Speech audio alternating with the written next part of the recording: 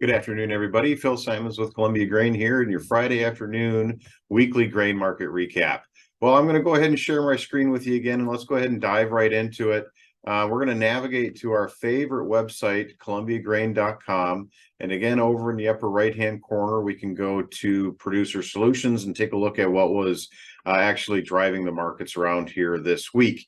This week, quite honestly, was actually fairly muted in terms of any new news that was potentially driving the markets around. So I wanted to take a look at just a few things. Really, we had the crop progress and conditions report that was released out on Monday. Really, no major big shakeups there. Pretty well coming in line with where the overall expectations were. We did have the weekly export sales report out on yesterday on Thursday as well. And again, really no massive shakeups there. We did see a decent round of new crop beans and new crop corn getting sold on the week, and a fairly it was an okay week for exports for really all wheat.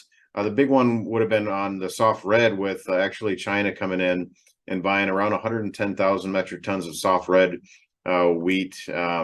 So really, that was the only thing going on there. Biggest thing right now that we're going to continue to monitor is going to be how we fill out the corn and the bean crop. And right now, we are seeing the official 30-day forecast out here to see some prolonged heat conditions and dry spells through the majority of the corn belt, really over the next 15 days. So that's really what's on everybody's radar right now in terms of how we're going to actually finish out the corn crop and the bean crop as we really start to turn the page here from wheat harvest and then really start to eye on corn and beans as we move forward. So again, really what we saw this week was pretty muted in terms of overall direction and news. But when we take a look at where we're at on the calendar, September 1st here today, I did just want to take a look at what the monthly ranges were for new crop futures when we look at what we had been seeing. So really for the month of August, when we look at new crop corn, D's corn futures, we actually had a monthly range of 50 cents. For the monthly change, we were actually down 35 cents month on month when we take a look at it from that perspective. And we also look at new crop beans. New crop beans had a monthly range of $1.27 a bushel, and the monthly change, we're actually able to close the month out last month with a 33-cent gain on November futures for soybeans. When we look at the wheat complex really did kind of take it on the chin as we continue to see additional harvest pressure really across the whole complex there. But you can see the monthly ranges. Kansas D's had a monthly range of $1.26 a bushel. The monthly change actually was down $1.03 when the dust settled there yesterday.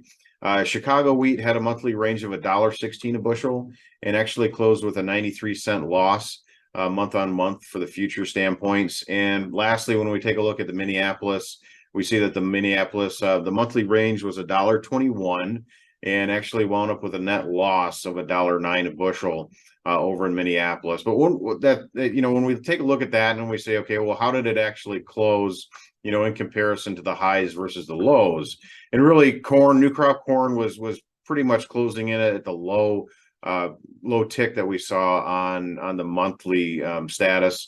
On beans, we can see that we're actually coming in pretty in the middle of the pack there. The high price was $14.09, the low was $12.82.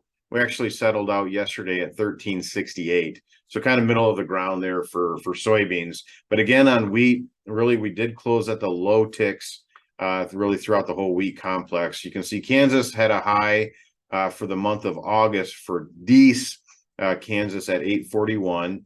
The low was at 715, and we actually closed yesterday at 727. Same kind of scenario in Chicago. We had a high of 709, closed at 5. We had a low of 593 and closed at 602. So again, you can really just kind of see that we are really closing towards the bottom end of the range that we saw last month. And again, today, the futures actually for wheat, they did close down again on the day. So really, when we take a look at what to expect going forward, we have taken, again, quite a bit of gas out of the markets here over the last couple months. So if we're looking at what strategies that we want to take a look at going forward, really taking a look at some trailing stop type orders with a ratchet function would be a good thing to look at as we continue to move forward, is because if we think that the markets are overdone to the downside, we can put a sell stop order in with a ratchet that will actually move higher if the markets continue to move higher as well. So again, be sure to reach out to your local Columbia Grain merchandiser. Take a look at all the different options that we can offer out in terms of orders as well. Really, that's going to be about it for today and for this week. Next week, we will have an abbreviated session as the markets will be closed on Monday, and then we'll be reopened back up on Tuesday. Other than that, that's about it. Have a great Labor Day weekend, everybody. And remember, the market is not logical, it is psychological. Have a great weekend, everybody. We'll talk with you next week.